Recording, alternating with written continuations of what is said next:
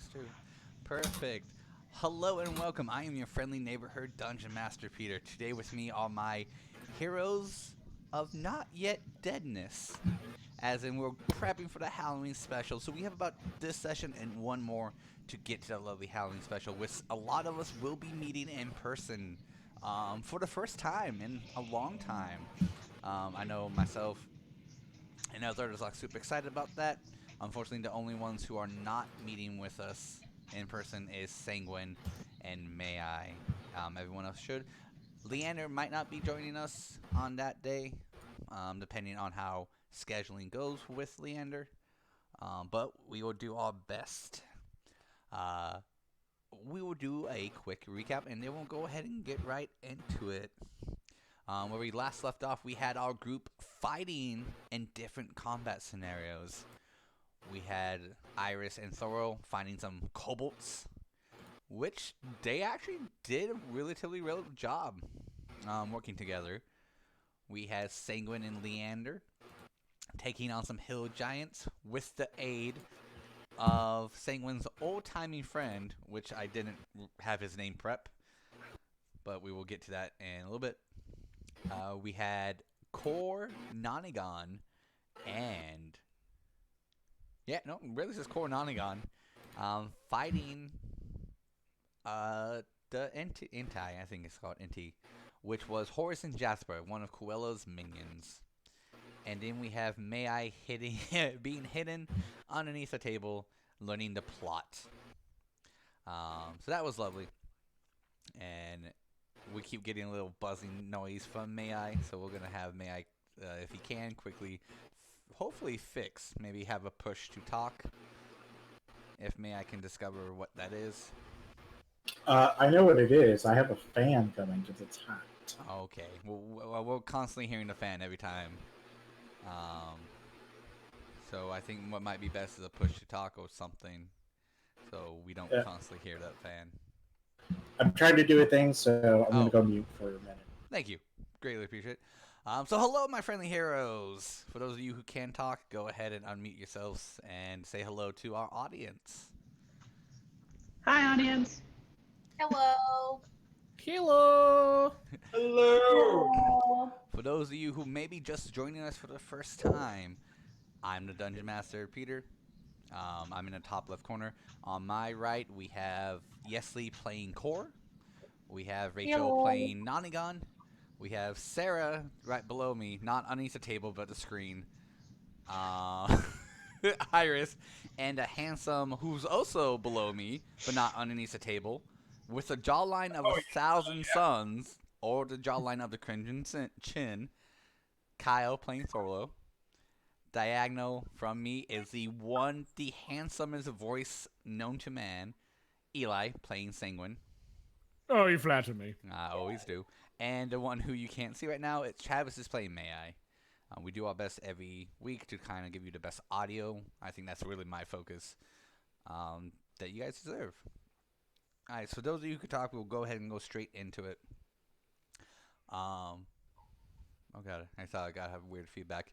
So we'll go. I know May-Ighe was talking to Core, and you guys had this moment of silence in the garden.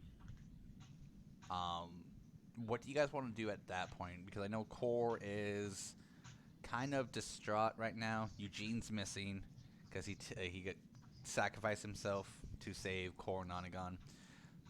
You have 6 able tieflings, 6 not able tieflings. What does the party want to do from this point?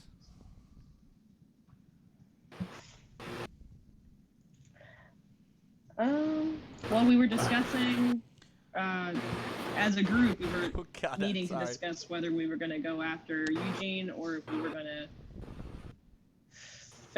wrap everything up in the town, or if we were going to go help the dwarves.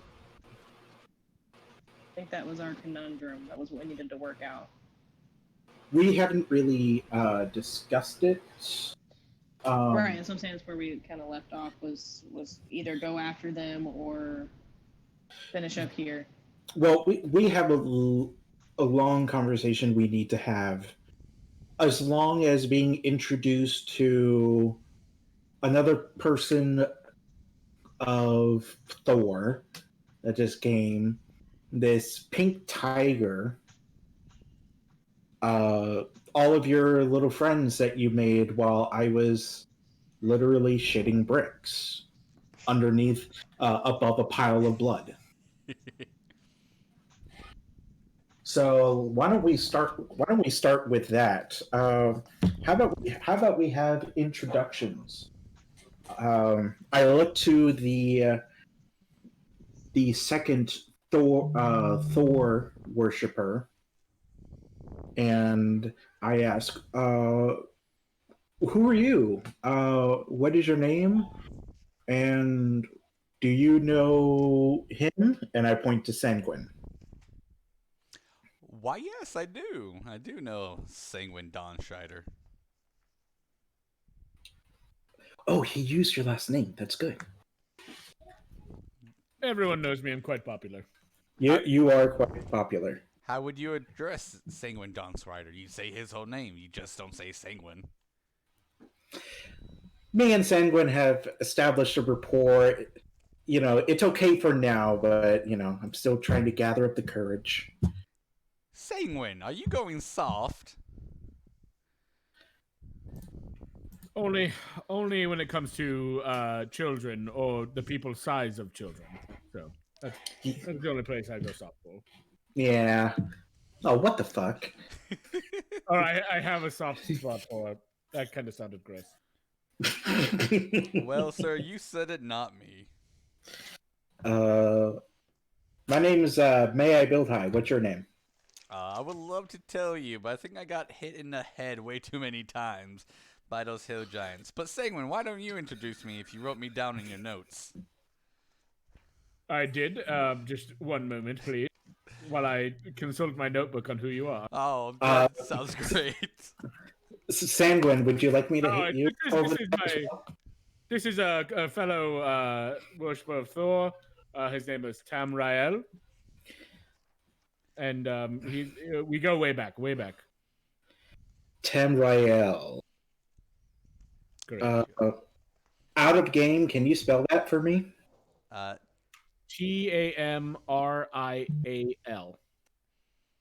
Rial.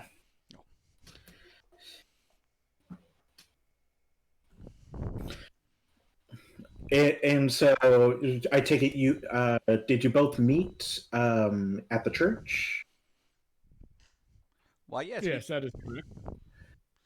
I didn't want to assume, but you two are the only followers of Thor that I really know. Yes, he and I met during our initiation phase in the North Star.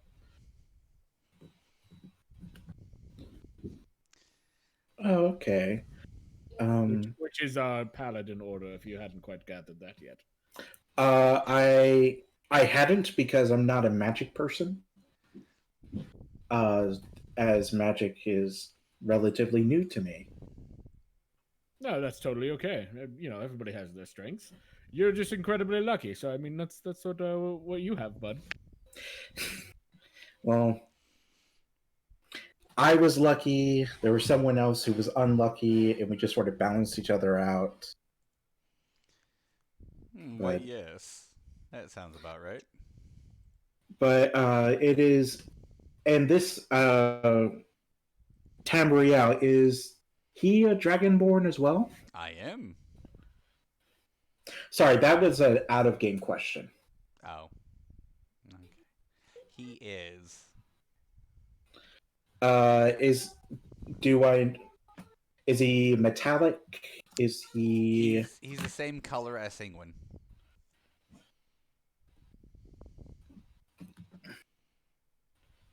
So Senguine is a bronze, I do believe, right? Correct. May I totally remembered that. Totally. How did you come across to be here? Seems oddly coincidental that you two would be meeting up again in a place like this. Well, you see, I knew Senguine was out on an adventure overseas. Actually, from what I've heard, Senguine, you were supposed to be on an island.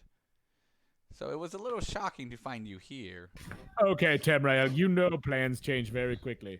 Remember that time we went to Vegas? Okay, Plans well, changed. Tamriel, I was gonna say my own name, but Senguine, we don't talk about that time. What? And you see me writing in a notebook. Went to Vegas. Vegas. What's a nice dragonborn like you doing in a town like that? Well, we won't discuss that tonight. But It was Dragonborn Rumspringer. What Is this another continent? Well, you see, the reason why I'm here with my crew, or my adventurers, is we were hunting Cain. Oh, we know him. Right, everyone? We know Cain. I don't think I told you guys about Cain, but Oh, I thought Cain was part of the. You guys know of Cain. Oh, I thought he was one of the people who we talked to at that big table meeting. My bad. No, Cain was one of the bad guys. that was stuck trying to pull May-Ighe out from under the table with words. Yeah, because Vicky was like going, "Oh, it looks like I don't have my weapon. It would be such a shame if someone were to try and stab me." Got you. That normally works. That's part of the problem of coming in halfway through sessions sometimes. Yeah.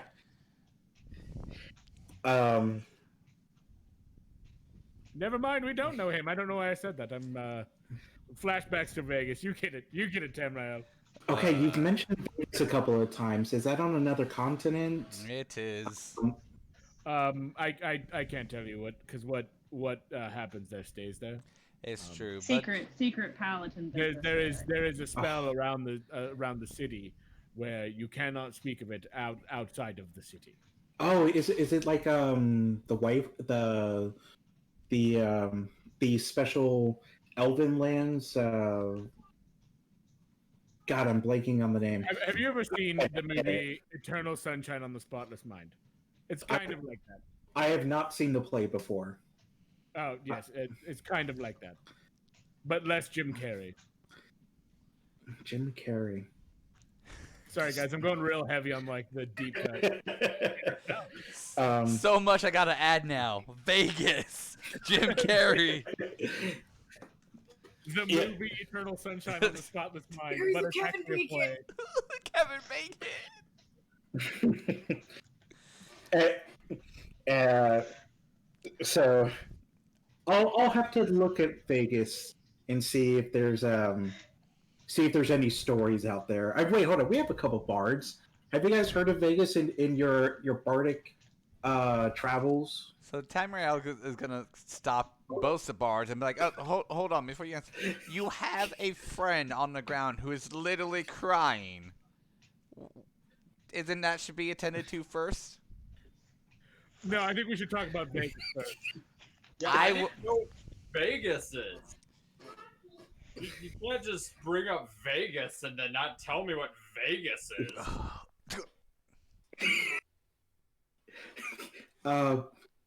I'll take. Okay, maybe we could talk about Vegas another time. It's gonna be fine. The whole session is talking about Vegas. And I'm gonna write, and then you see me write into my notebook. Research. God damn it! I gotta fucking put Vegas here. Research folklore At the tavern. on Vegas. All right. Some movie. Footloose. Bacon. Well, and then because I already talked with Core and I sort of did my thing already with her, I just look to the pink tiger and then I go, "So you're a tiger? He gets closer. Yes. Are you one of them Leonins?" No, but you can always lean on me. Oh god. Go home. You know what? I actually appreciate that. Oh, you're And then, welcome. well, and I will just start to lean on him. Oh. At this point, Core has gone over to help out with the tieflings. Okay. Wait, who is crying right now on the ground? Core. That would have been Core being upset over Eugene. Gotcha. Yeah. All the rest of us make jokes. So Pink. So if I may be so bold, what is your? Are you a Leonin? Are you a Tabaxi? Oh, I'm a were-tiger.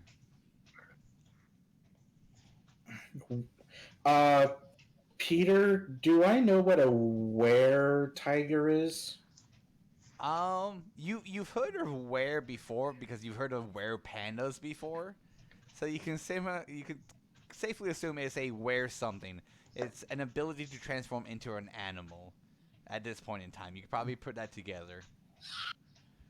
Oh, okay, so are you naturally a tiger, or are you like a druid that can turn into a were? I'm very confused. Oh no, I'm just good with my bow and my hands. And when I need to, I turn into something more magnificent than a human. So you turn yourself from a pink tiger to a regular tiger? No, I do have a human form, but I prefer my tiger form. Oh, okay. But it stands out too much, and people can't handle it. What is your name? Broth. Out of game, can you spell that? It's actually probably going to be Broth, but we're going to do Broth. Brof. Broth. Sounds like love. All right, Broth. Broth. Broth, it's nice to meet you. My name is May-Ighe. He picks you up and gives you a little, it's nice to meet you too. There's a little bit of a little bit of restraint, because once again, he's making it aware that May-Ighe is short, and he's a little frustrated with that. He'll put you back down and to kind of just stare at you. Sorry, I don't like to be treated like a child. Oh, I wasn't treating you like a child. I was seeing what kind of a man you were up close. Yeah, don't pick me up. That's fair. Nanagan's gonna walk over to Broth and just kind of reach up and try to scratch him behind the ear and see if he'll curl up like a kitty. Only Senguine can pick up May-Ighe Biltai, okay? That is and correct. We have an agreement. We have some really cool moves that we've done in the past, but that's not part. That's not part of this discussion. Well, not sexual moves. Not sexual moves yet. Wink. This just got really awkward. Oh god, this is awkward. So, back to the task at hand. How did you come here? Who came? It was the Iris and Thoror. You were with them, right? The dwarf and the tiefling bards. Oh, you mean morning and night? Yeah, I was with them. And you came to their aid. Only instructed to by Tamriel. Oh, so you're part of Tamriel's group? Tamriel just like awkwardly nods. Yeah. Tamriel, how many people are part of your group? I got a total of 4 others. Strong adventurers. Are they all in the city as well? No, one's hiding in the forest.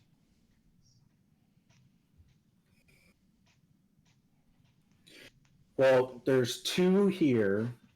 A third is in the forest. What happened to the Wait, you have a total of 4 in your group, or 4 plus you being 5?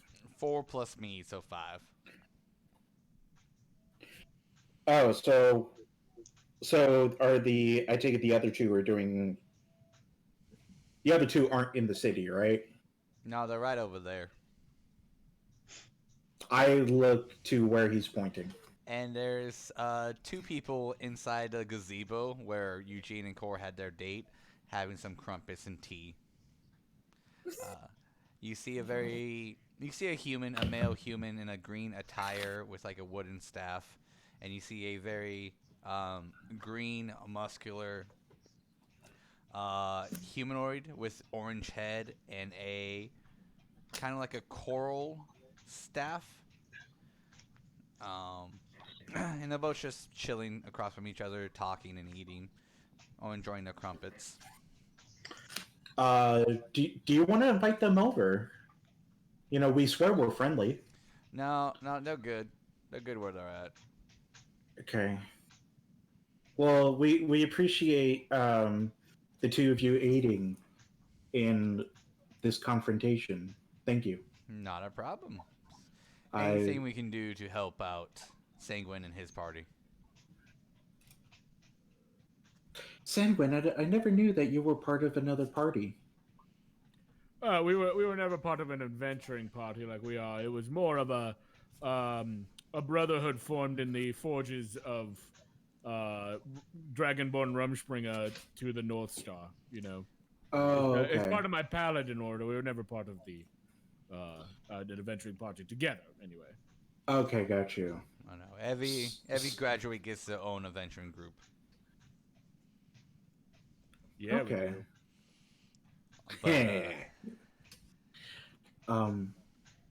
Okay. Well, we have a lot to discuss. How willing are you to be involved in what we might be doing? Was this just a one-time thing? Well, how about we discuss it on our boat? We can discuss it there, have some privacy, and we'll figure out if whatever you're doing will interest us enough to help. Okay, well, I don't want to be just the only person talking.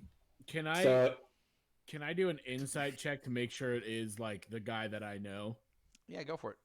Like he's not under some kind of spell, wonky spell bullshit. Some tomfoolery. I don't want to be flim-flammed or bamboozled here. You don't want to be whammied? Oh, that's a nice start. That's a dirty 20. Ooh. It's a fun little start to the day. Yeah. He seems like the same person you knew. I mean, you guys haven't seen each other in quite some time, a couple of years now. He does seem a little bit more mature, and his answers, his postures. Since you know most people who graduate from Rumspringa and get their own adventuring group, they either A, get too hot-headed and then die on the first mission because they overshoot it, and then those who live long enough to continue the order, they become more mature and more knowledgeable. So he's playing it bit by bit. Okay, but in general, he is like he doesn't seem like it seems like it's him, not under the control of necessarily anyone else who's like trying to pretend or take him over or something. He's not under somebody's thrall or anything. From what you know, yeah, it seems like he is who he says it is. Says he is who he say he is. Okay, cool. Okay, May, I'll escort you. Does anybody else want to come onto this boat so we can discuss everything going forward? Well, I just want to make sure that everyone in the group is okay with this. Is everyone on board and okay with this? I mean, if we're not gonna go after Kane and his group right now, then sure, I'm okay with getting on a boat. I personally don't think it's the best decision to go after them right now. They did just teleport out. Did Magoo go with them when they teleported out? I just know that boat equals boat party. All I'm seriously worried about right now is that they had all these tieflings here and they were working on this substance that, as a general reference, we know increases their strength at the very least. Not even going into what it does for them magically. Should we try to investigate to see if they left anything in the lab or see if they took all of their stuff? How do you know that? We went through there, didn't we? Oh yeah, we did. We know that they went through a feral. Shut up. No, so it hasn't been discussed yet. That's the thing. That hasn't been discussed. Right. Well, no. Nanagan has discussed the taking of the horns and making it into a substance because Roll told me when I was in the. Briefly, yes, but as a group, it hasn't been discussed. Ah. That's what I was saying. So this like is something that the group needs. That's why he's trying to figure out where do we want to go, because this is the whole big picture that you guys need to talk about. Okay. I thought everyone had seen this. No, player-wise, everyone knows about it. Character-wise, not everyone knows about it. Okay. Iris, Thoror, what say you?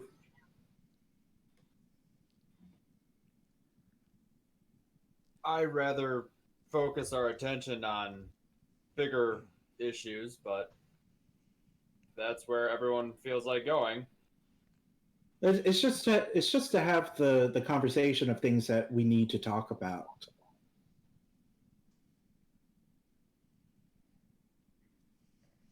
Iris wants to find Roll because it's like charge of all these tieflings now.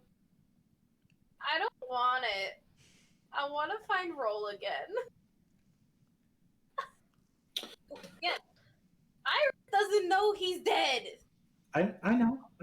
Well, none of us know that. Yeah. May-Ighe suspects, but none of us know that. We should gather everyone and go talk on the boat. There's a lot that we need to discuss. And it's just a conversation of what we do next.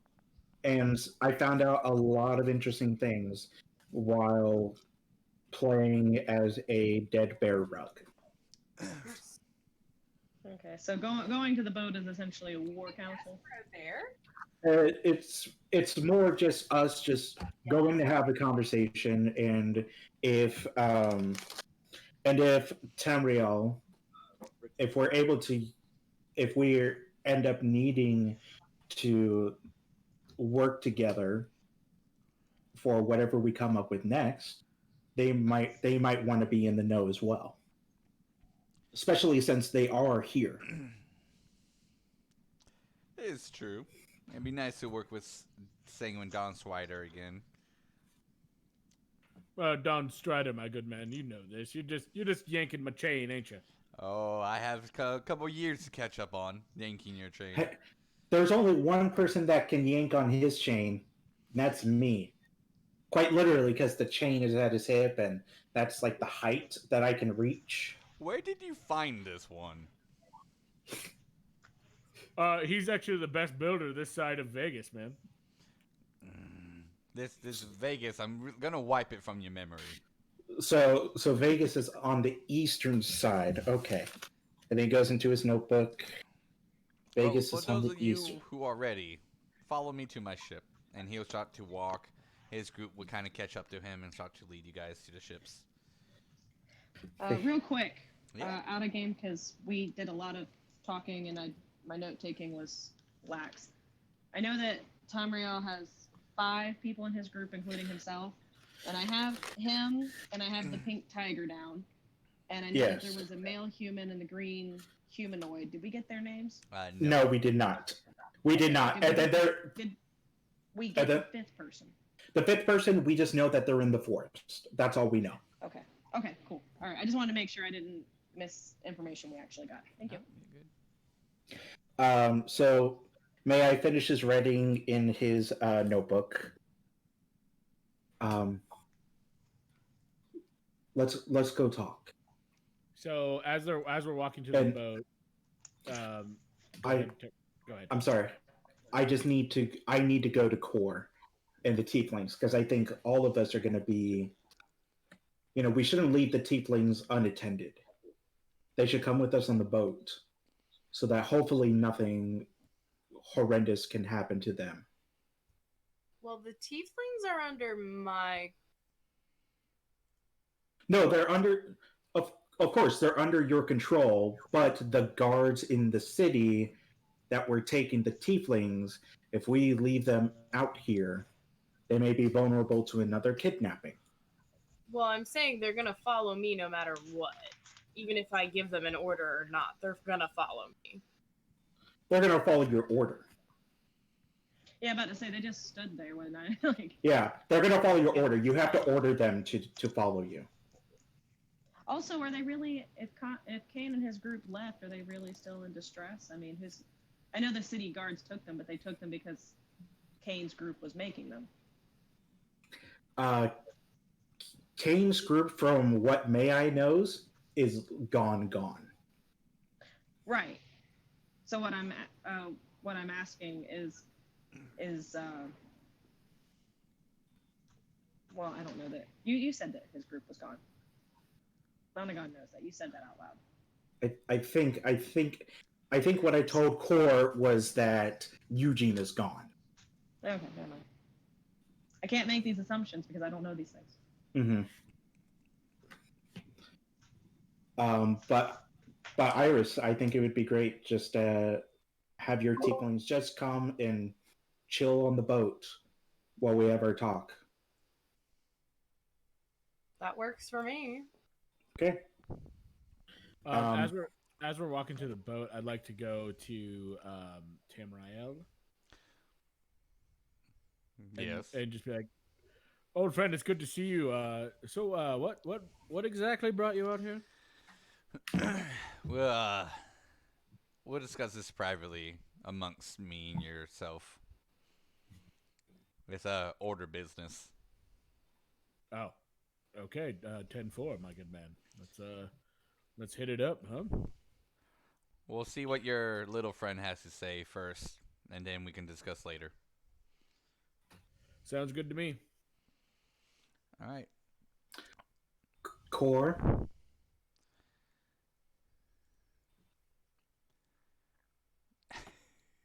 Yeah. I know that you're very upset right now. But we have to go. We need to have a chat, and we're gonna go on a boat. So we're moving, okay? Okay. Come on, I'll walk with you. All right. And then May-Ighe doesn't say a word to Core unless she initiates.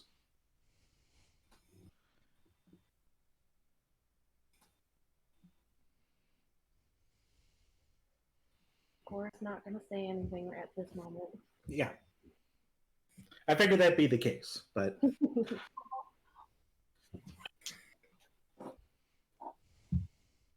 And then after that, Thoror is going to kind of let everyone go ahead of them and grabs Iris and pulls her back, so that way we're at the back of the group, just so that way they can talk.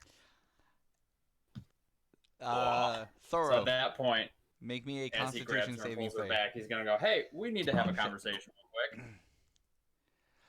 So as you grab her, before this conversation happens, make me a Constitution saving throw.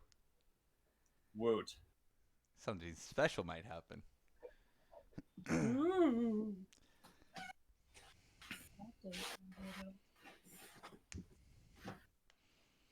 So it is this one. Ooh, 23. Alright, so the moment you grab Iris,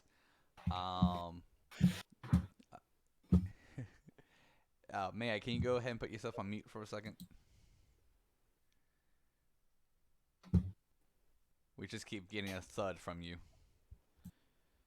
Perfect. Thank you, sir. I don't know what it is. It's like a thudding every, like, I don't know what.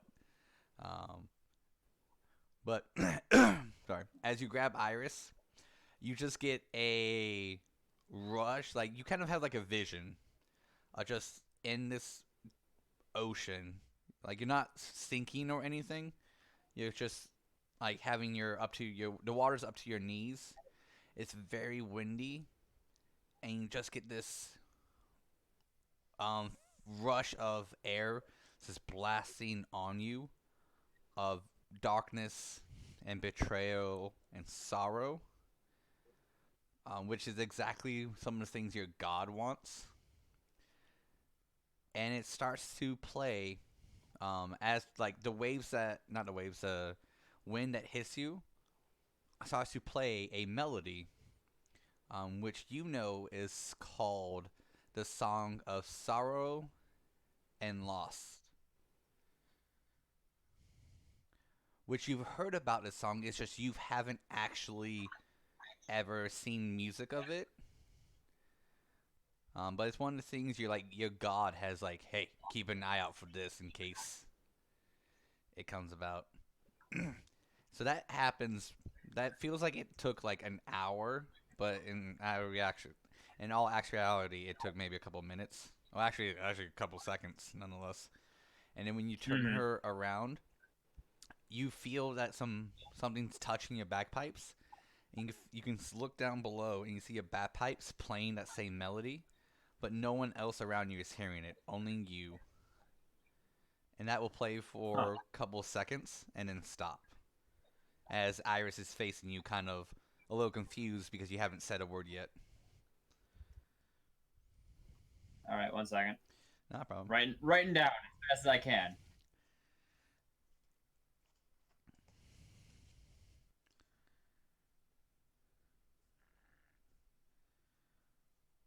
Okay. So do you have a reaction to me grabbing you? I'm just gonna look down and be like, excuse me? Yeah, about what just went on? What do you mean what just went on? The entire me using stuff that you really don't need to be knowing about right now. Oh, yeah. What the fuck was that?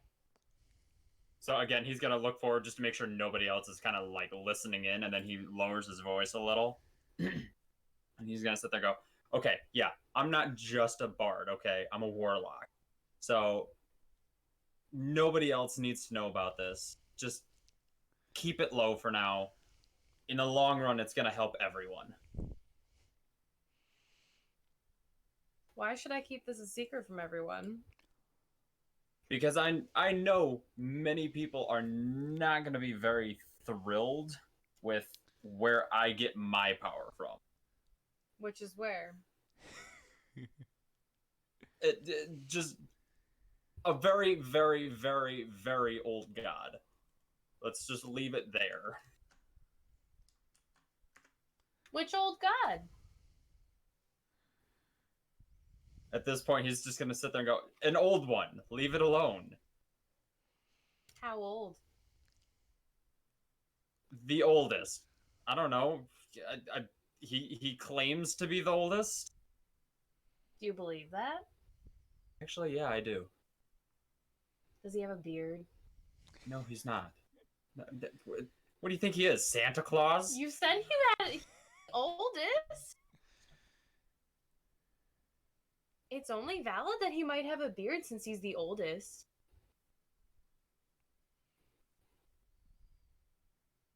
Keep what you saw to yourself. And then he's gonna, just keep, like, at that point, still walking with her, just kind of turns forward. All right.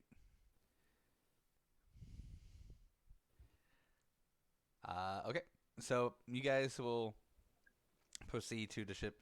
You've noticed that as you guys are walking to the ship, none of the guards pay you any mind. Everything is just going about their day like nothing has happened. A few people will react like, "Wait, what? Commotion, battle, blood. What?" They'll actually look at you and be like, "What the fuck? What's going on? What? Huh?" Other people are just acting like you guys didn't do anything or hasn't caused any trouble. But you guys will make it to the ship if you guys. So you make it to the gate, the wooden gate that separates the town from the beach line to where all the ships are located. There's quite a few of cargo ships slash fishermen ships. That's how they kind of get most of their trade in. They'll send these cargo, small little ship vessels out to the bigger ship, do trade there, and then bring the supplies back. There are about, I would probably say, about 4 actual size ships here. One will have the giant banner of Thor displayed on it, even with a dragon's head just biting on Thor's hammer as the front of it. As you guys are kind of like eyeing over it, he goes, "That little dinky one, that's mine." Points to a little cup floating in the water. And he's going, "Nah, that's everyone who doesn't believe in my god." And looks at May-Ighe. Nanagan's tentatively gonna try to stick her foot in that little cup. Roll me a percentile. Senguine just looks at Tamriel and says, "That is one hell of a figurehead, my friend. One hell of a figurehead." Let's see. Thank you. That's gonna be. What's the double zeros again? Is it 100. okay. So 4 and a double zeros. Oh, so 4. Okay. Dope. So you see Nanagan go up to this cup, put her toe in it, and then fall completely into the cup. Tamriel. Just gonna kind of like shake myself out and go, "Your ship is shit." Oh no, you're completely in it, and then you get turned into a fish in the cup. Tamriel will walk over, pick up the cup, and go, "Oh, this never fails. This is a classic joke." And takes the cup with Nanagan in it as a fish onto his ship.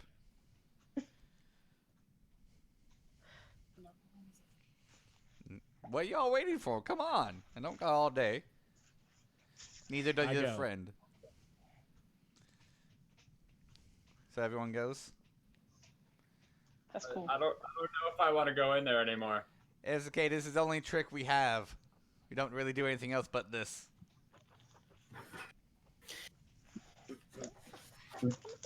May I didn't pay attention. So I'm just gonna assume everyone goes, so we don't. May-Ighe doesn't know what happened. I mean, so... nobody threw a fuss about me being a fish, so. Dope. Yeah. Alright, so once everyone's on top, he'll lead you to his quarters, which would be the captain's quarters. Very nice. There's a couch, plenty of chairs, a giant desk for him to sit on. He'll just pour you out and just have you tumble back out. A little wet, but you're back to your normal body. Okay. Now I do the thing where I shake myself out and Okay. I go, "Your ship is shit." Mm-hmm. He put the cup down, pour some water in it, and start to drink from it. All right, now, please discuss. Okay. So, for those of us that were not down below, this is what we discovered. We had discovered when entering the facilities that guard building is the location where Vidpick is harnessing this drug, scraping the horns of the tieflings.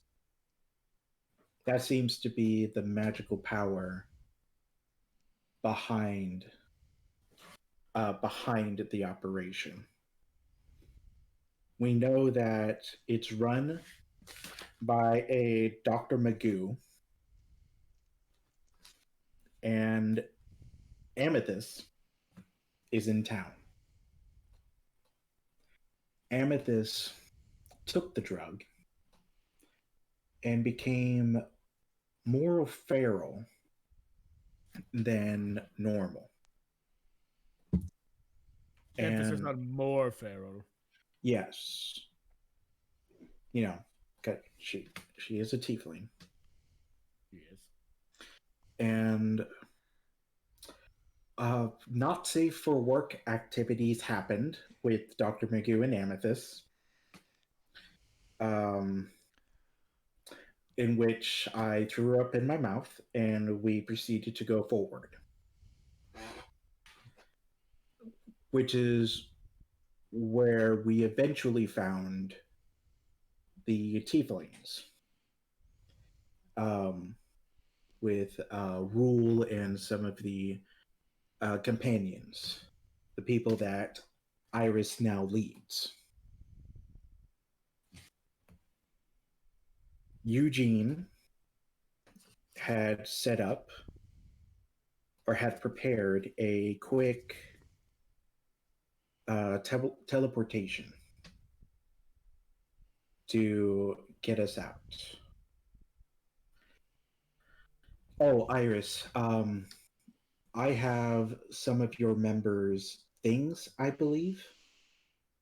I grabbed a bunch of stuff, which is where Nanagan's armor was, so I think I have some of their stuff in the bag of holding.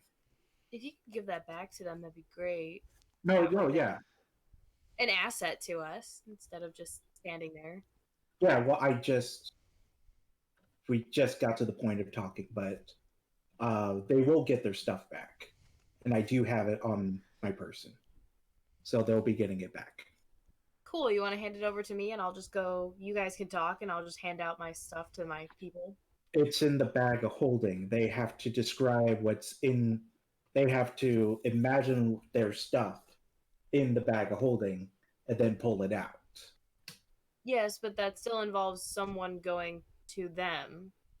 And since you're talking and I'm just here, well, if you give me your bag of holding where everything is, I can give them their stuff real quick and then I can return the bag to you. But if you leave, aren't you going to miss information that might be important to know, or do you? As long as eye rings are connected, I won't miss anything. Okay, as long as you keep yours on. And I take off my bag of holding and then I hand it to her. Cool. I'm going to take the bag of holding since my tieflings came with me. And I'm just going to go give them their stuff with my eye ring on so I'm not missing any information. Okay, great. So while that's going on, we know that apparently once the activity was over between Amethyst and Dr. McHugh, they were heavily surrounded by guards. So I could not come back to the teleportation circle. Rule had apparently made his way to where I was. And he sort of acted as a distraction for me. I don't know what happened to him. I suspect two things. Either that he was captured again, or that Rule has died. I don't know for sure. but I do know Wu was there as I was leaving. And we acknowledged each other as he took his shield and smashed it into the Amethyst's face. Which Senguine I took a lot of pleasure in. You don't speak for me, but I totally agree. I mean, come on. And I could not make it out because as I was getting to the room that we entered into the building from, a couple people had entered the facility. One of them had a metal arm that was adorned in black with red colors. He was not somebody that we've met before. And he had a runes that were on top of his hand that look very familiar. They're the runes that Eugene uses for his teleportation.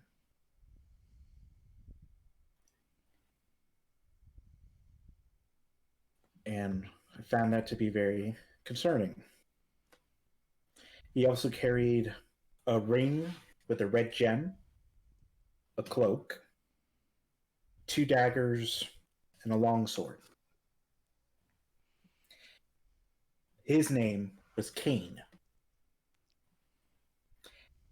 Cain has this very weird personality where he tried to coax me out of hiding by dropping his longsword onto the floor and saying, "Oh man, I dropped my longsword. It would be a shame if someone came up and stabbed me unexpectedly." No, didn't work? Oh man. And he kept doing that. I think it's just more of a personality thing for him. But he has the ability to have his weapons with just a whistle snap back to his hands.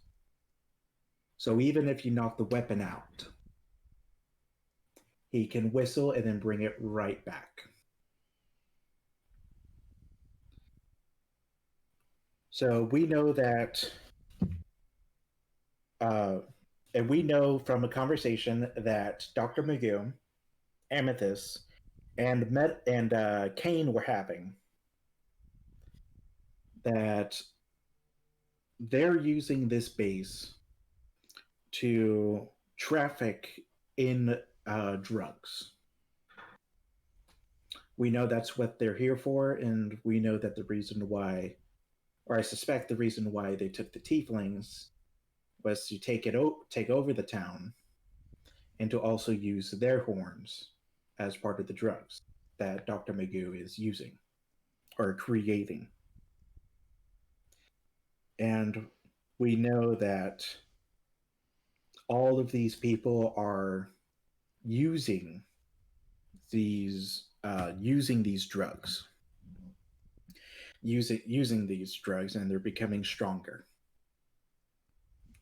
more feral in instinct. And we know that Cain was specifically working for Cruella. Specifically for Cruella Deville. Their whole ploy was to come in here and to take Eugene back. This was something that was already planned from the beginning. But we know that Eugene is back in Tolis. And apparently there's to be some sort of meeting back at the mayor's office in Tolis.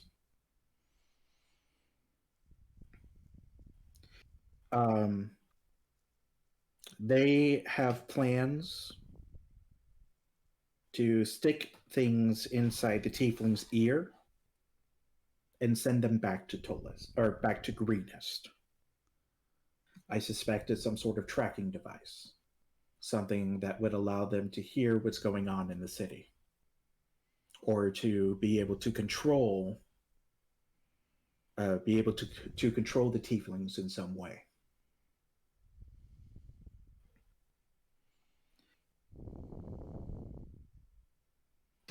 That is the extent of what I was able to discover.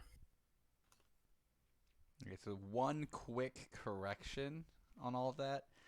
It's not the mayor's house in Tolis, it's the mayor house in Worcester. Oh, thank you. You're welcome. Everything else was perfect except for that one thing. I tried to take good notes. That just happened to be the one thing I missed. Hey, you got everything but that, so that's still fantastic. So, this was some of the stuff that I had discovered, which leads us to the following discussion.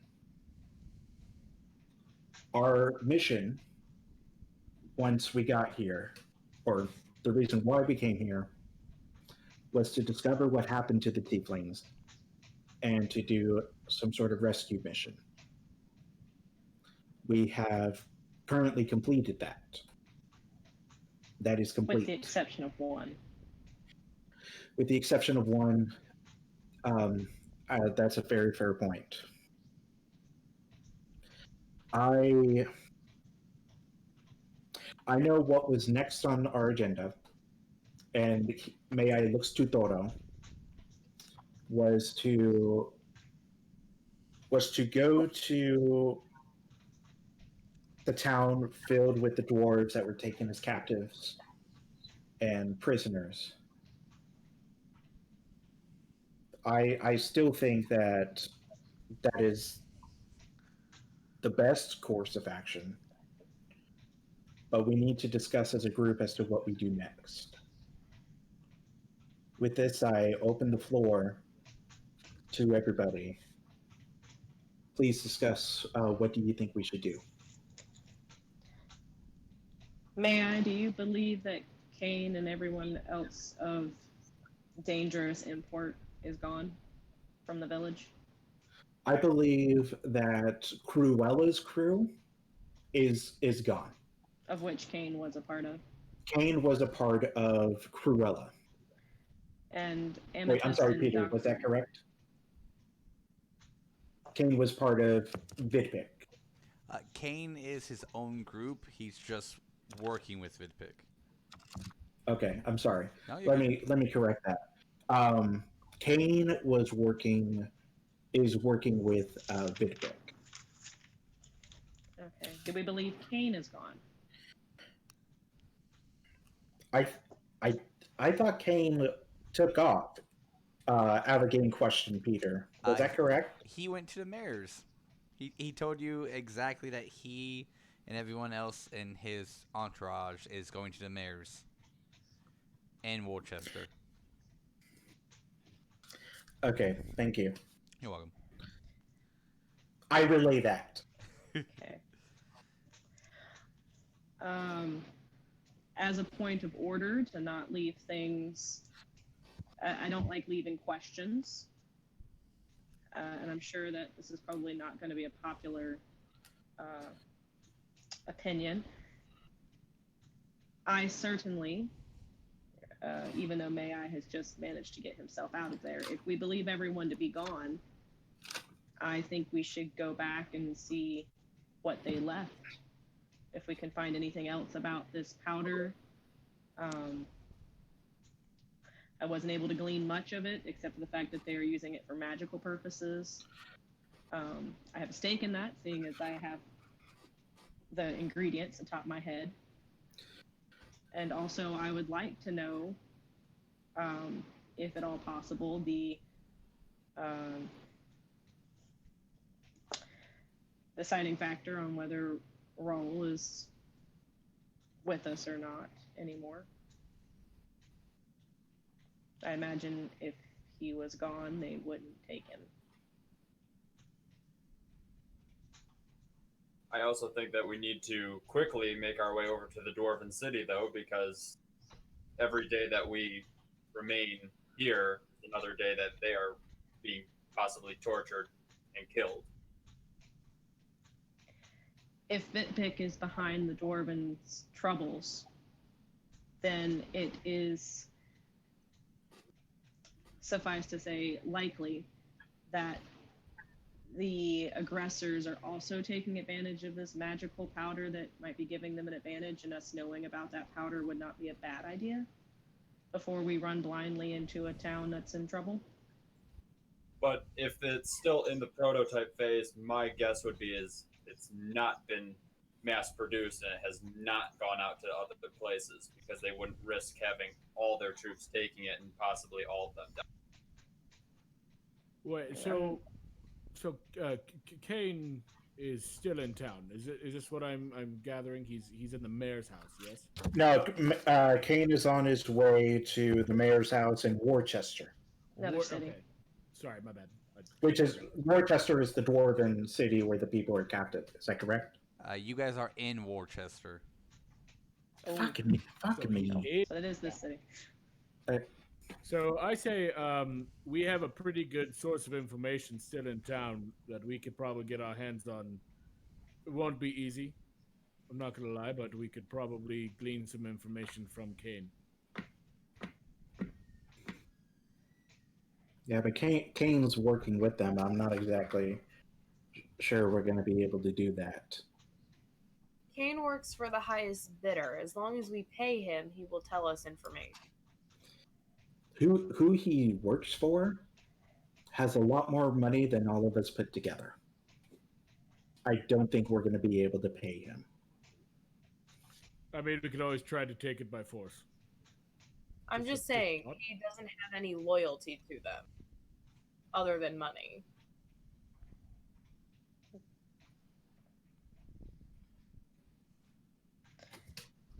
Someone of his persuasion might side with someone who can offer him more chances to provide death to the world. I mean, he just might see that side as being more fun. I don't know if we'd be able to convince him to our side. It would probably have to be by force. Or we could try to offer up something that maybe is more enticing. Because our ultimate goal, correct me if I'm wrong, the ultimate goal here is to take down this Vidpick fella, who is kind of a dick. So, if and he's incredibly wealthy, if we take that down, I have no interest in that kind of wealth myself. So we could offer, as once we take down Vidpick, he could have all of it. So it'd be a riskier operation for him, but it'd be a much bigger payout.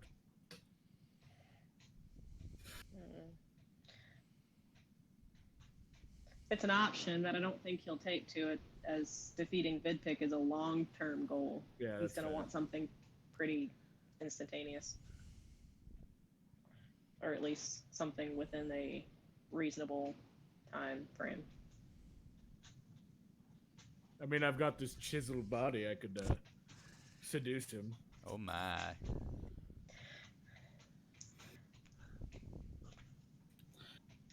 Pardon me. So I know that Dr. Magoo is still here. He's still there. And there are still guards down there that are still protecting him and his work. So even if we were to go down there, we would be having a fight with at least them, and quite possibly Amethyst, maybe Atkara. Again, it's a big risk, and there's a lot of, we could die from that. That is a huge battle. It's a battle. It's a battle with that crew. I guess the question remains then is, are you comfortable leaving this city while these men still remain here? I say yes, and here's the reason why. Because during that conversation, I also overheard them say that with the tieflings being released. Oh, and by the way, they knew it was us that was doing the spying. I don't know how they knew, but they knew I was there. And they knew I had something to do with the tieflings being released. I don't know how. Amethyst seems to have a pretty good bead on you. She really does. I really need something to protect myself from her being able to know where I am. That bothers me. But that's She couldn't have enchanted any of your objects with a Farsight rune, could she? I don't know what that is, so I have no idea. We can discuss that another time. Oh, Peter, if I use my divine sense, could I sense a rune of that nature? What does divine sense fully do? 1 sec. Okay. Sorry, I was trying not to laugh at my girlfriend making funny faces. To be fair, your girlfriend is a very nice person. She really is. Okay, so divine sense reads as such. The presence of a strong evil registers on your senses like a noxious odor, and a powerful good rings like a heavenly music in your ears. As an action, you can open your awareness and detect such forces. Okay, so it could be more than one force. Yeah. All right. Do you want to cast? Is it an ability or like a casting ability? What is it exactly? It's just basically it's like something I can do as an action, but there's no like it's not like casting or anything. It's just something I can do. It's a Too many voices. It's a class feature. Okay. Yeah. So I'm assuming you're gonna activate it. Yes, sir. All right. So a couple things happen. One, make me a Constitution saving throw. Okay. Wait, he took the pill. Oh yes, that's right. Thank you. You're not affected by that. Thank you for reminding me of that. I forgot. All right. Senguine did take the pill. I'm glad you knew what was gonna come. Wait, refresh my memory. A pill? So go for it. No, go ahead. Okay, so a couple things ping. You get a aura from Thoror, which is a bit evil. You get a aura, a small, very small aura from Iris. And you get a very small aura from May-Ighe. Evil or good aura? Evil. Oh, okay. So, can I roll or something to see if I can suss out what is like specifically doing that? Yeah. So this is one of the things that I'm glad someone's asked about. So normally, it would just be a, hey, you get this. That's the only information you get. That's what the spell is used for. But knowing more detail is kind of focusing on that. So what I like to do is I like to have my players roll whatever your spells are based off of. So it'd be a d20 plus, I think, wisdom or charisma for paladins. I forgot. Charisma. So it'd be a d20 plus your charisma modifier. So go ahead and roll that. Okay, would it be anything like religion or anything like that, or just pure charisma? Pure charisma. Okay. This is for pretty much he's going to now channel and concentrate on whatever target he wants. That's an 18. All right. So this is going to take a bit because it kind of works dissimilar to a ritual spell. It does take time. It's not something like very instantaneously. Okay. Hence, kind of like what Eugene did. He took the time and focused his magic to expand something he wanted, which took 10 minutes. So you guys in the room will see Senguine, I guess, light up a little bit. And to you guys, he just kind of glows a bit. Senguine looks around the room and then just meditates for a bit. During this time, what does the remaining party want to do? And then I will get back to Senguine. I just stare at Senguine going, what are you doing? I was about to say, did Senguine tell us he was going to do that, or did he just start glowing and not talking? He just started glowing, not talking. I don't like that. I really don't like that. Iris Wait, is hold still. on. Has Senguine done this before? Canonically, you guys have seen this before. I've done this with our group at least once before. I don't think with Thoro you have. I did it on the boat when we first started battling there. Remember when we went to the treasure room? Oh, that's right. Yeah. I did it in there. Yeah. Okay. May-Ighe's not as freaked out now. He's like, oh. What did Iris say? What? She was in the middle of you were in the middle of talking. I don't remember. You said what you were gonna do. Oh, you were outside still. Oh, I said that I was still handing out armor. Whenever you're done with that, I'll let you decide when you're done with that, and then you can just come back in or stay outside. It's really up to you. Okay.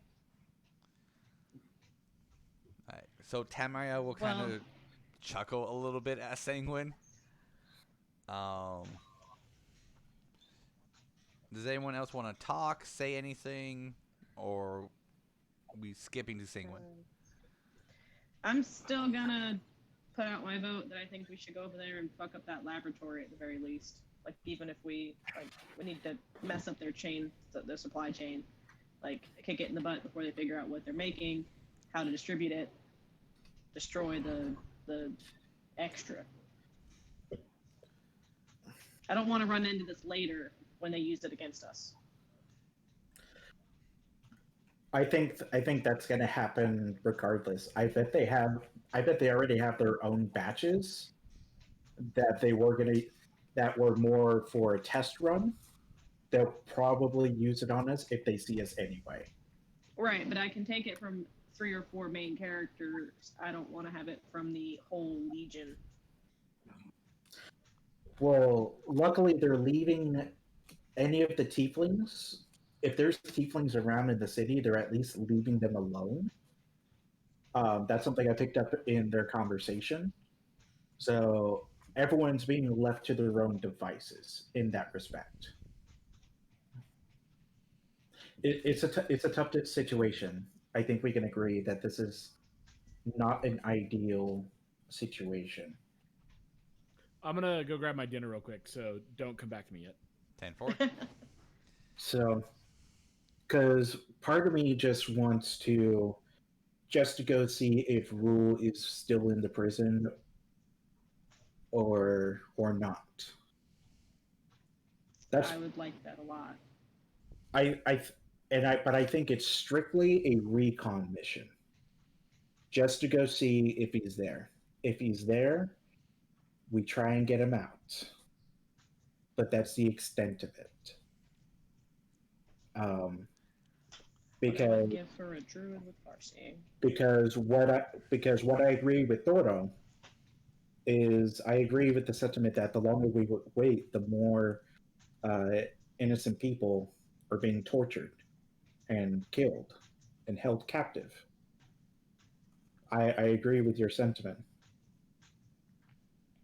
I would rather just go check it out real quick. If we could get him out, great. If he's not there, move on to the Dwarven City. In that case, wouldn't it be better if we sent in a small group that could go in quickly, quietly, and look this over, and then quickly and quietly get back out? Yeah. It would probably be the same situation as last time.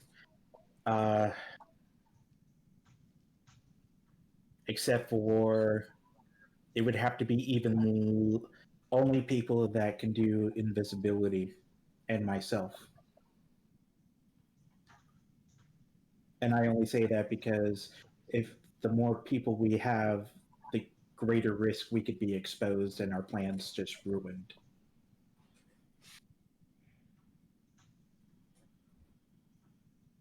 I'm okay with if we do that, I can back the reconnaissance plan. Only because that means it's less time that we are diverting from rescuing these dwarves that are in need.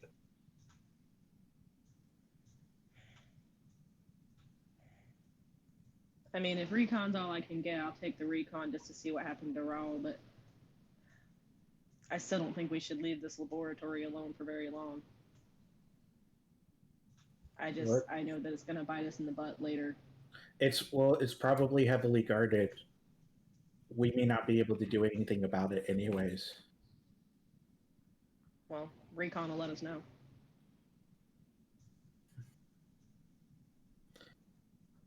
I'm up for recon. I sort of think we should do that. Anyone have any disagreements? Or do something else? As long as it's purely recon, I'm fine with it. Yeah, I can't get into battle. I'm almost all tapped out. Yeah, it's like we should rest or something. Well, we can rest on the boat and go out and do this before we leave. Yeah, we could just recon in the morning, check it out real quick, and then once we figure it out, head out same day. Yeah, pre-dawn recon. Yeah, I don't. At morning, we recon. At dawn, we come. But I know we haven't really heard much from other members. I would love to hear everyone else's thoughts. And Senguine just keeps staring at me really weirdly. You know, he's done that ever since I said something about the far-seeing rune. Oh, I'm giving Senguine a little bit time to eat. I'm good whenever. I can put this down. It's fine. Yeah. All right. So yeah, we'll go to Senguine. Then, who are you kind of concentrating on first? May-Ighe. All right. So you get into that position, kind of just trying to feel out the evil inside May-Ighe. Obviously, you're kind of more as a observer and not trying to touch it or convert it. As you kind of study it for a bit, you know that it's more of a self evil. That is a confliction of himself. More of like a darkness that was brought out that hasn't yet been put away. Okay. More of that like evil, dark, depressed, anger, hatred, just everything that could be potentially be evil. That's what it is. It's like the beginning state of evil. Okay, and now I guess I kind of already know Iris is because she is tiefling, correct? Is that a fair assumption, or? It's actually, so if we go over to Iris, since I do believe this thing has a radius a bit.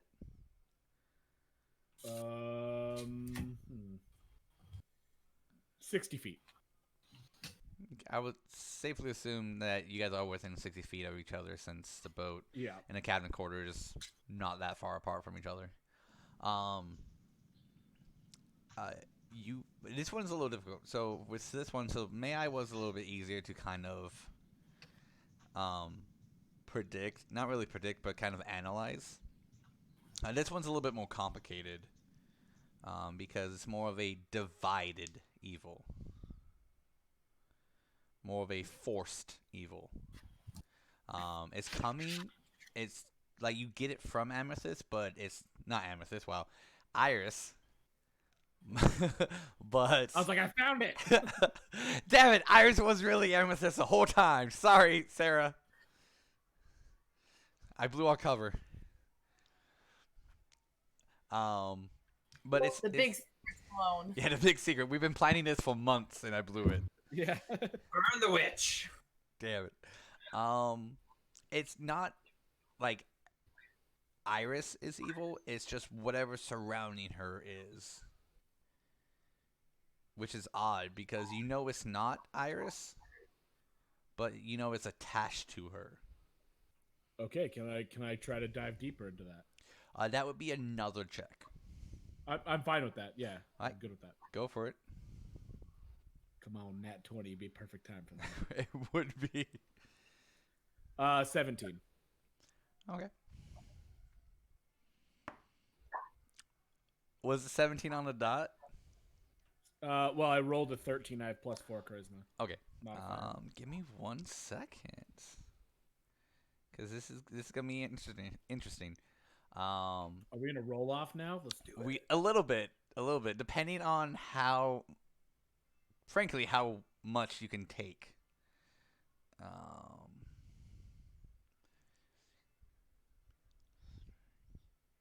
Right. So as you're kind of you kind of analyze the beginning part of it.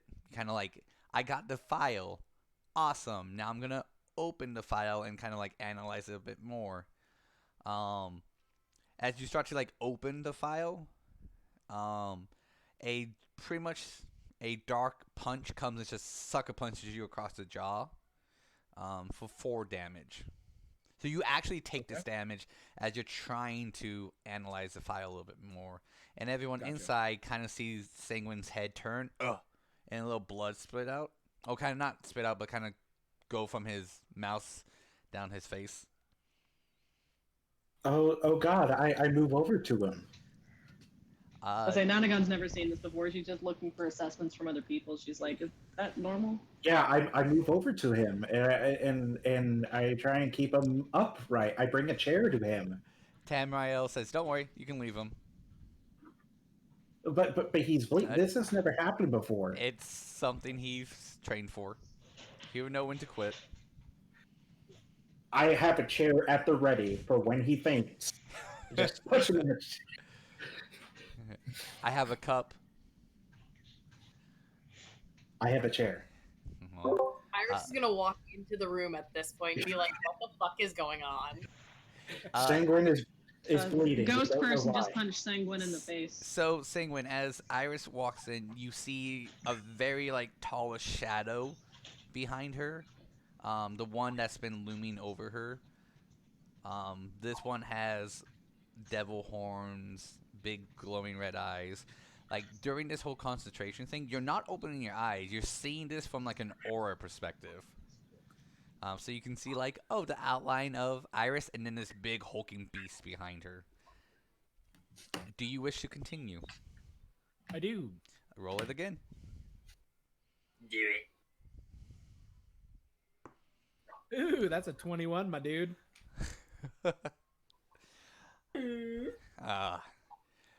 So you took 4 damage already. Do it. Okay. Do it. Roll it. So as you're concentrating, you're good. This aura just is strong, sturdy, and just whacks you across the face again, dealing another 4 damage. Okay. So you know that this aura has life to it. It's not just something that's going on autopilot. It is looking at you directly. It is fighting you, so you don't delve deeper. So this aura is alive. This, like, taking the 2 hits, you know for sure that whatever is attached to Iris is not Iris. It is something completely different. Okay. Do you wish to continue? Hell yeah, dude. Let's do this. Let's figure out what this is. All right. Dude, I'm rolling hot right now. That's a 19. I'm rolling hot too. What's the total? 19 is the total. Okay. Again, just 2 hands, boom, you to the floor. Another 4 points of damage. So, as an action, can I lay hands myself? not in this state. Okay. Okay. So what you guys see is kind of Senguine's aura, just kind of flickering a little bit. Every time it seems he get hit, he's flickering.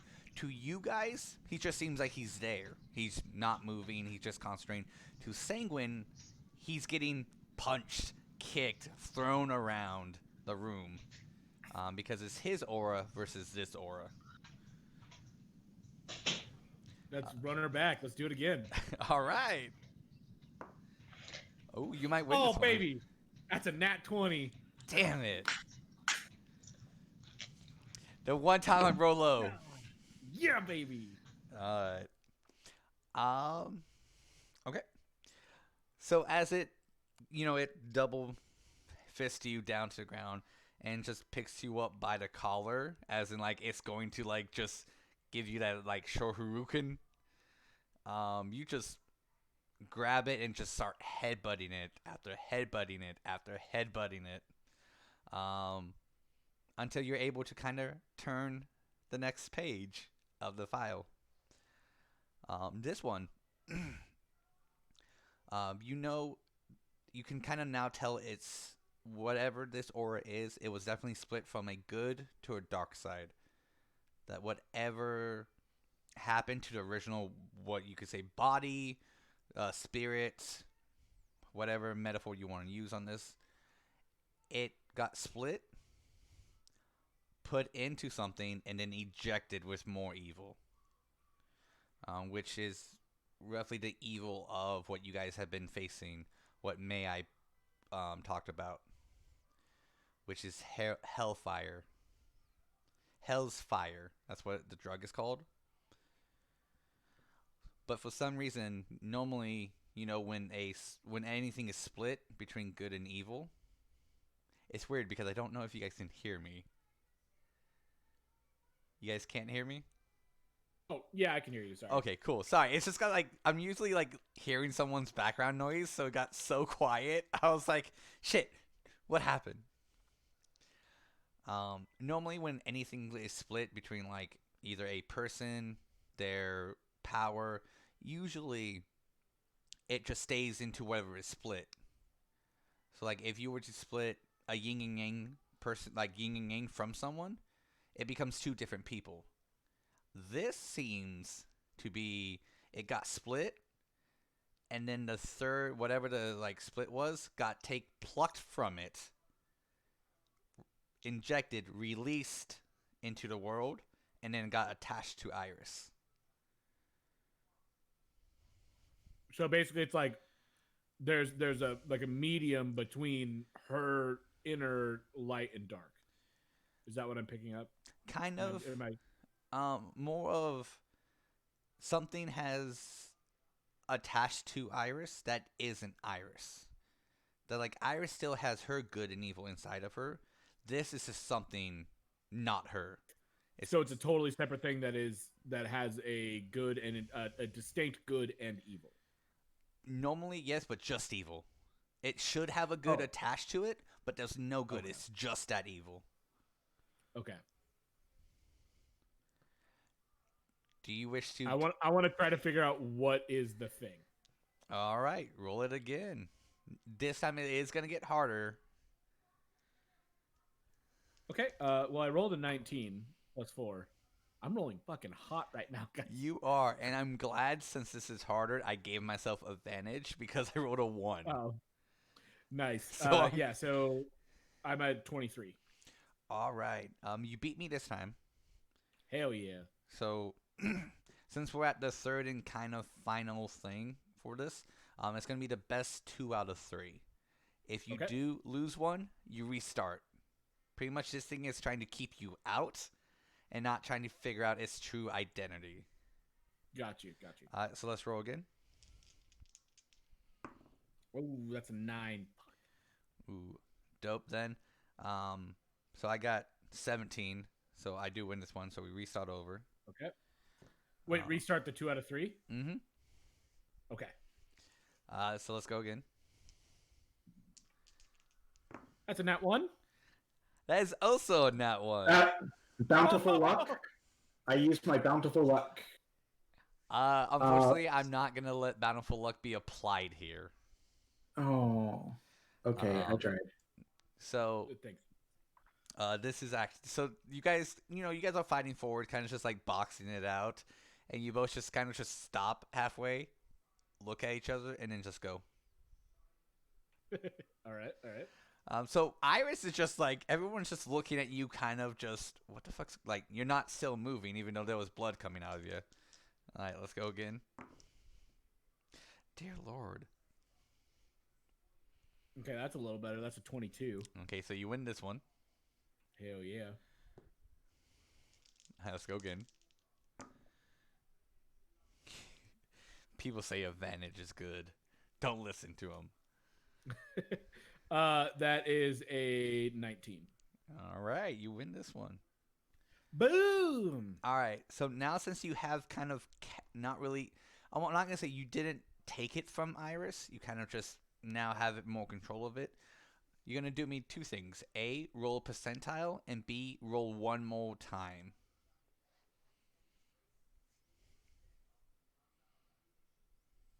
Okay, percentile. That is a 52. And the charisma one again? Correct. That is a 16. All right. Having +4 really helps on my rolls. It does. So I will message you this information because no one else is going to know this information. Okay. If you have any other questions, just do it through chat, or we can talk later about it. Cool, sounds good. So during this time, what is everyone else doing? We'll say during this whole thing, we'll have you guys be doing something else, talking a little bit still. Iris did just come back into the room, so you guys can talk to Iris now. Has this interaction taken longer than the normal 10 minutes that a ritual spell might normally take? I would say it takes about 10 minutes, this whole thing. Okay, so I'm not, like, it's not like Senguine's been sitting there for a half hour staring at our friend. To him, it probably felt like an hour, like, fighting this thing. But to everyone else, it's like, oh, it may have been like 10 minutes. Okay, because that would have changed how I reacted to the situation. Because if he had been sitting there for longer than about 10 minutes, I might have went and got Core and been like, he's stuck, and whatever magic he's using. Help him. Alright, well, I mean, I don't really have anything else to say about the situation. We agreed that, we all agreed that we could do a recon mission in the morning once we've all healed, rested. We've agreed not to really take any action, just to see what we can see, and then decisions from there.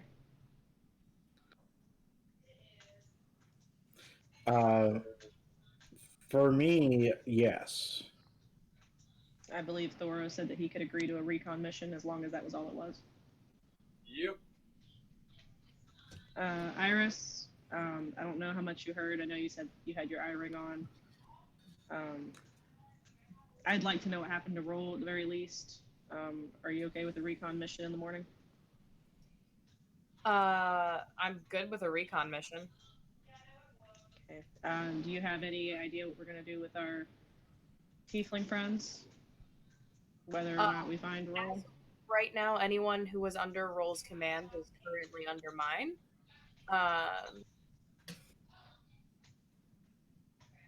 I know it's not how you wanted it to go down, but congratulations on your promotion. Yeah, thanks. I don't want it. Which is why I want to make sure Roll's alive, because then I can be like, bye! Take that. But as of right now, this is my role, and that was weird. Until we can figure out my former adventuring partners. What are you doing? He's doing the wiggly pencil thing. Yeah, no, I know. I can see it. I was just like, why? Because he can. Because optical illusions are fun. Gosh, Iris. Because you can't do the wiggly pencil thing. It's actually Thoror that's just doing that while we're having this discussion. Exactly. Thoro's just like, oh my god. No, Iris. Thoror, did you have a pencil or are you something else? Iris is just like, well, anyone who was under Roll's command is for now under my command. That's just what it is. So until we can find out if Roll's alive, any tiefling that was part of Roll's group is now going to be taking orders from me. Mm-hmm. Cool. Can you ask him to rustle me up a snack? Oh, I'm hungry. I've just had an ordeal. It's I can't even contemplate what I'm about to say. And that's hard because I normally have something to say.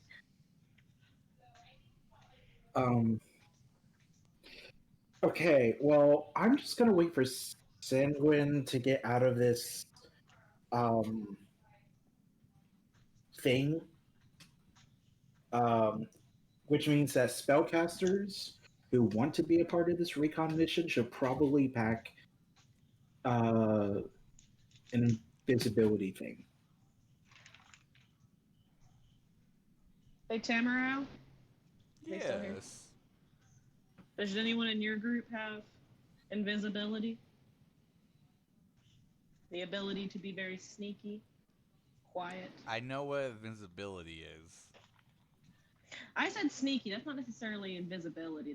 May-Ighe can't turn invisible, but he can be very sneaky. I was offering options. We do, but we're not gonna partake in it. That's a shame. So with all of this information now at your disposal, Tamriel, what do you make of it? I make you guys got a pickle on your hands.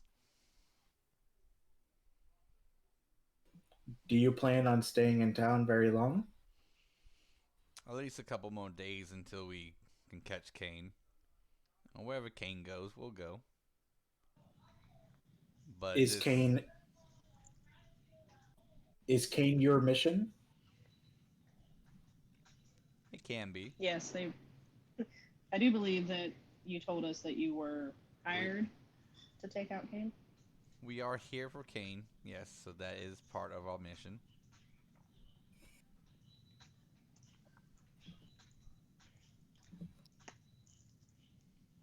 Well, wouldn't be bad though if in your mission to acquire Kane you happen to destroy a laboratory. That wouldn't be too far-fetched, would it? If this laboratory is still at its location when you arrive there, I'll be more than shocked. I'm just saying hypotheticals, If you were to run across a laboratory making evil powder from tiefling horns, you might be willing to destroy it in your efforts to acquire your quarry. Oh, absolutely not. We would take it. You would take the powder? We would take everything. What would you do with it? Use it for our needs. I don't like that. Well, you're not in our order. I have no reason to discuss anything of what I may or may not use with the stuff to you. Oh, no, I'm not saying you do. I'm just stating that it makes me a little uncomfortable that you would be okay with using powder made from the horns of my people. That's okay. Well, don't mind me. Right now, it doesn't seem your people all that great that they keep getting captured. Well, I know the people who train them, and some of them aren't that great either, so it's not all their fault. You can say that. And I wait for Senguine. May-Ighe's just sitting on the floor, crisscross applesauce, staring into his friend's face. No, I'm with a chair behind him, waiting for him to pass out. Well, let's see. Does Senguine move after giving the information I gave you? Do you move on to Thoror, or do you leave Thoror alone? I think he kind of give it a look see. Basic foundation of it, old, very old evil. It has that that old people smell to it. Gotcha. Kind of like when you find like an old book. Yeah. Yeah. So it's a little like May-Ighe's, kind of the self inner evil that hasn't quite. completely different. It's evil. It's pure just it's there, but it's just old. Like May-Ighe's is young and fresh because it's still in that infant stage. His is old, just plain But it's old evil. part of him. Yeah, this is completely part. It looks like it's not taking control of him. It looks like it's just, hey, I'm with this guy. Okay, cool. I think he would come out of his trance then. All right. Wait, So how old is Thoror again? So, Senguine comes out of his trance, and as you come out your trance, Senguine, your jaw hurts, your back hurts. I sit in the chair that May-Ighe so graciously put behind me. All right. Hey, big guy, are you okay? You're bleeding a little bit. Well, physically, I feel top notch, friend. Top notch. It's just a little blood, flesh wound. I'll get over that, no problem. 'Tis only a flesh wound. I look for some sort of towel, and then I just sort of jump onto your knees.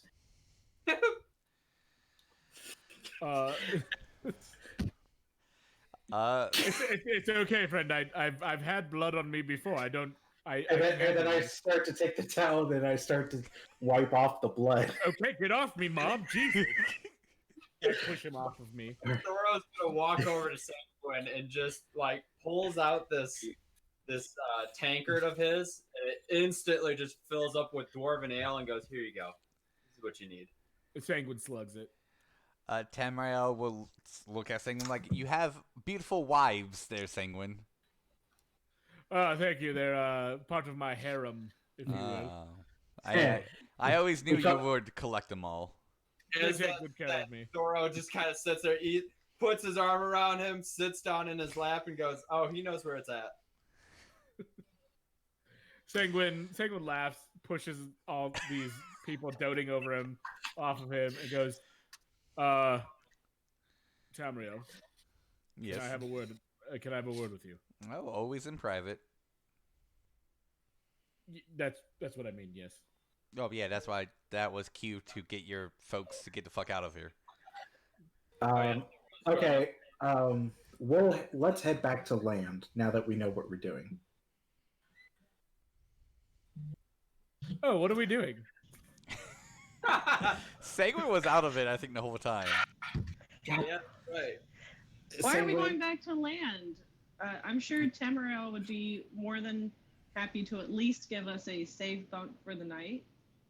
Depending on how my conversation with Senguine goes. We'll just wait on deck. That sounds good. Wait, Yeah. Are we below deck? Are we on deck? You're on deck. We're... You're in the captain quarters. So pretty much you go right outside his door and there's the deck. Okay, let's just leave the room and we'll be on deck. Yeah, that sounds good. All right. And then May-Ighe will go up to Tamriel, and then he'll extend his hand and say, "We appreciate all the help that you and Broth did to help my companions." He goes out to shake his hand. You respectfully shake it back.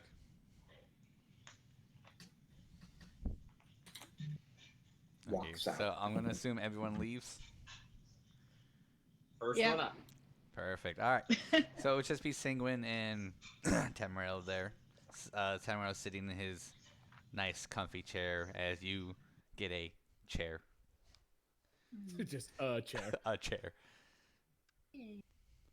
So, tell me, friend, when I was in my divine sense, one of my companions out here, one of my compatriots, the sexier tiefling one, I think. I don't know. Is Nanagan a sexy tiefling? Rude, but no, she's not. See, okay. But rude Iris that you would definitely assume. is. And I believe the one that you were doing it to was to Iris, not to Nanagan. Right, but he wouldn't have known that. He didn't tell anybody, so when he's passing that information on. So, regardless. So when I was in the sense, I found something, and I don't know exactly how. I've never come across it myself. I don't know exactly how to explain it. It seemed to be a ghostly looking other tiefling. Very very evil in her sense, her aura, her consciousness. It wasn't her. It was something completely different. It seemed like a different, maybe like a male tiefling that was, I don't know, maybe a little older. He's a big burly guy. I don't know if you ever come across anything like that. Well, there are. They sent it to. I didn't send that to her. I sent that to the wrong person. Oh well. Um, God, that's great that I messed that up. That's why. Okay, there we go. Send it to the right person this time. Tamriel will go. There's been studies of being able to parasite an essence onto someone. So we've seen things of a parasitic nature before, and my small friend, he's his mind was taken over by I can't remember what they are called, but one of those what are they called? A monster that was it was a zombie. I forgot what I named it. I'll let you know later, but I know what you're talking about. Yeah. It was one of those inside of him, and it seemed to have consumed him. And that's actually how we got back to adventuring together. That's a whole other story for another time. But we've seen parasitic natures before, but this seemed a little bit different. That seemed more of a physical manifestation. This seems almost more of like a soul, or maybe a spirit or something. Maybe I don't know. Maybe it was somebody who was close to this particular tiefling before. I don't know if you've seen anything like that before or what. Well, we knew that the reason why we sent you on that island, or why the order sent you, was so you can unknowingly keep an eye on Vidpick. We needed you not to know that in case you were captured or compromised. That's why we were trying to build a church there. We had no idea your adventure you would go on, which we're happy you did. Because Vidpick's been making waves, but he made enough of smaller waves to create a bigger one. So a lot of different organizations have responded secretly. But it seems like he's always one step ahead of us. And one of the things that we've all gathered is that he has found a way to turn essence, to turn thoughts, ideas, emotions, fears, loves, all these type of range of things into parasitic things without anyone's detection. So it's been difficult to fight. So with that, do you believe that what I saw was the beginning of maybe what I saw with my friend May-Ighe earlier this adventure? Well, give me more. What exactly happened with May-Ighe? Okay, out of character. I'm having trouble remembering exactly okay. what happened. If you just want to say Senguine says the whole thing, I know what you're talking about. Okay. Yeah. Senguine tells him. Okay. He goes. So we've heard a lot about those. We researched a lot about them, and the easiest name we can come up with is mind ticks. That Vidpick installs. They're very little and almost undetectable, but they grow and grow and grow and feed off of the experiences the host goes through. Every negative experience until it all gets to a certain point to where the mind tick can show the host illusions of their greatest fears, and then starts to take over the body. Now, go ahead. Sorry. I was gonna say, if the person has a strong will, they're able to resist it a little bit. But if the will is too broken, they easily get mind controlled by the tick. Now, have you heard of any successful ways to remove this, maybe before it really manifests into our friend here? You still got that glaive of yours? Of course. There you go. I'm not going to kill her. That's not what you're trying to say, are you?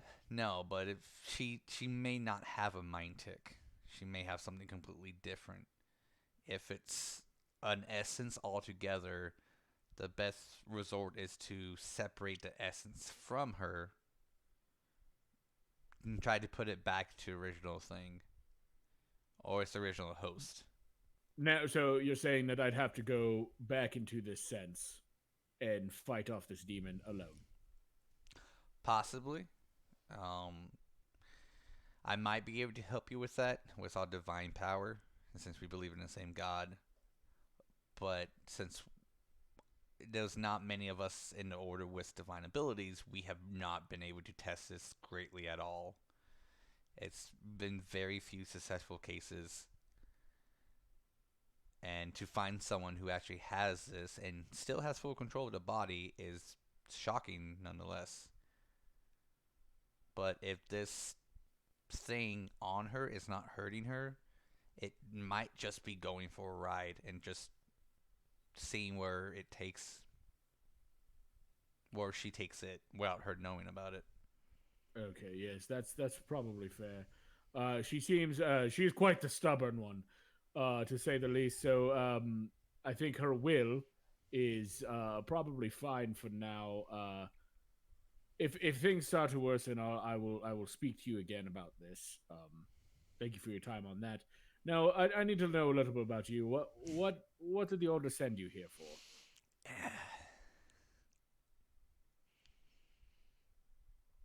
He walks to his door to open up to make sure May-Ighe's not looking like listening in. Alright, closes it.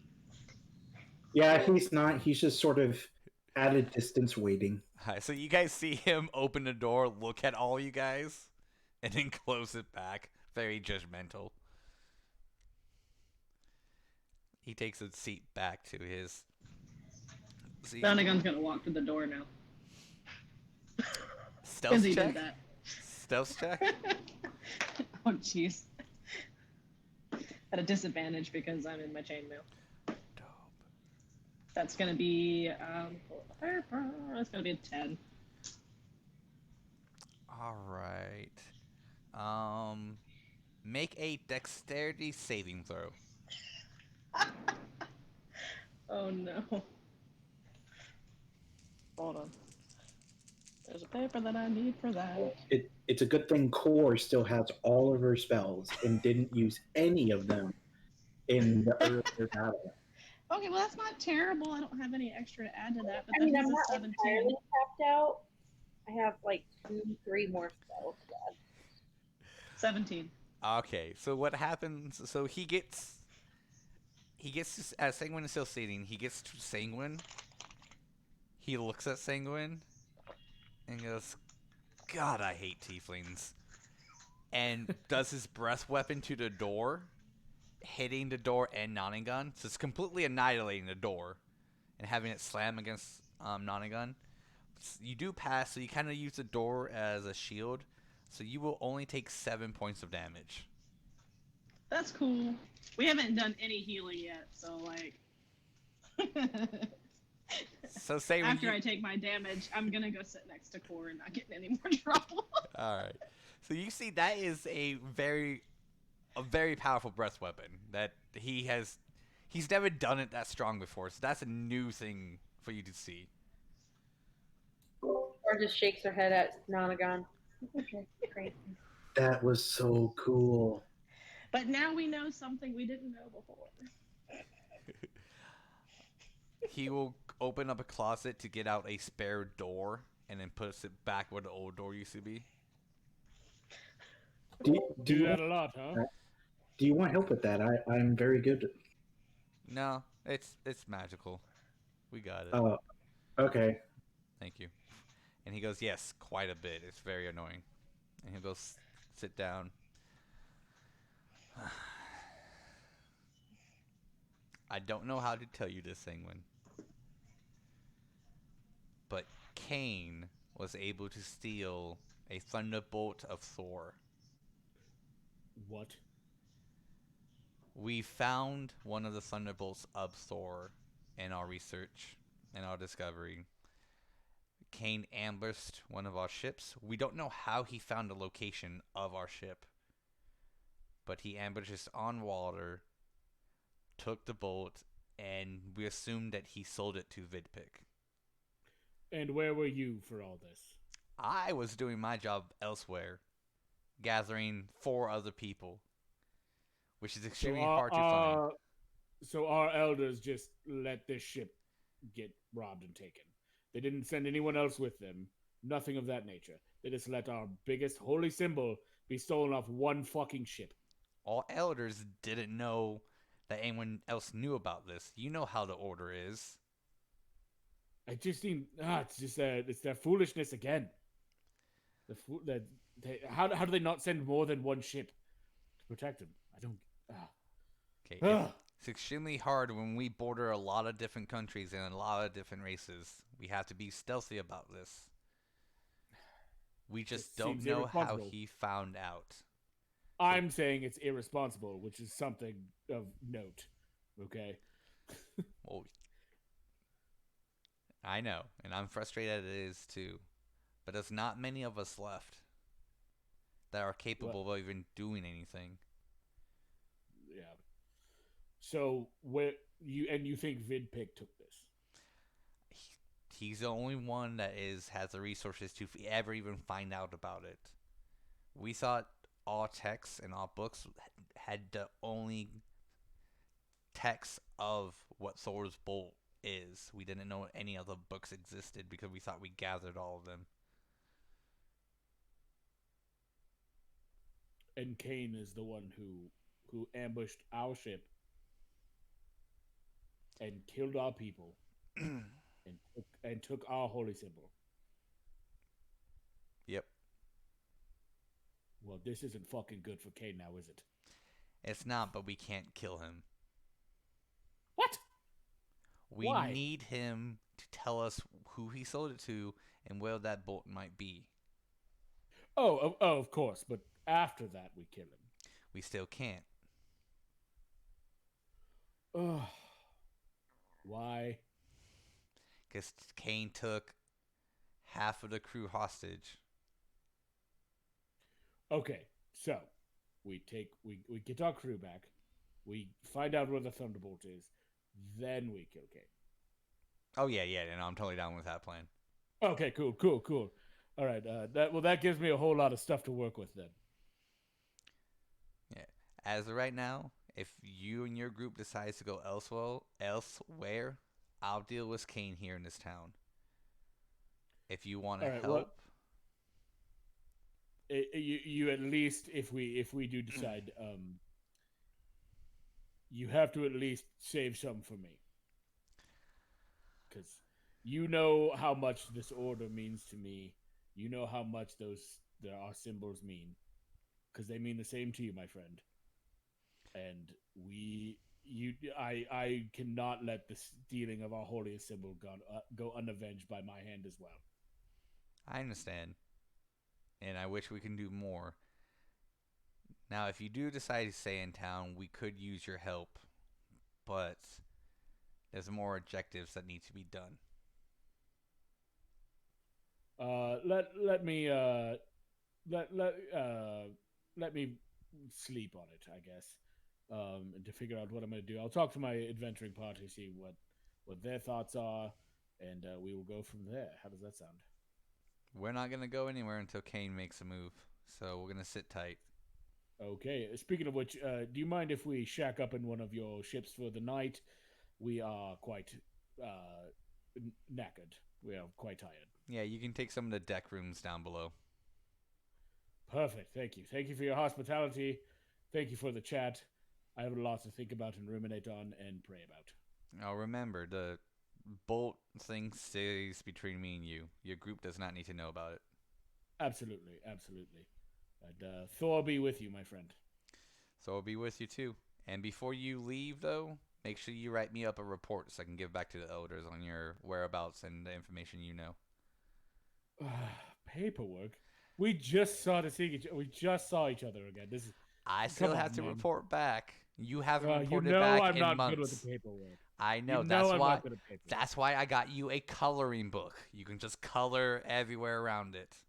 This is a bunch of bureaucratic bullshit, is what it is. That's actually the title of it.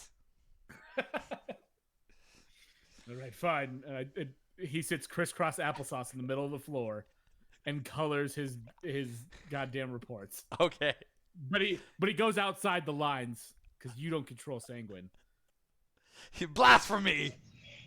Can you give one of the characters like a really bad comb over? Yeah, it's like Wooly Willy up in this bitch. So after a little bit, Sanguine emerges from the office or the room and comes back to you guys. Well, I've got a place for us to sleep tonight. If that is what you are wanting to do, I think we should sleep tonight. I also need to sleep really badly. Yeah, I think we're all exhausted. We should just turn in for the night. Iris is like, cool, good night, peace out. All right. Are you just leaving? So he said, "Peace out." Yeah, I mean, she's just like, well, I'm going. I'm gonna go to sleep now. Goodbye. Peace. Okay, so we'll have everyone go to sleep. So for this, we'll go ahead and go. Oh, sorry, Thoror. I see your hand. So, being the curious guy he is, Oh no. seeing and hearing the song and seeing it being played on his bagpipes, he's like, what happens if I play? So he's going to go up top and just kind of, as quietly as possible, play it.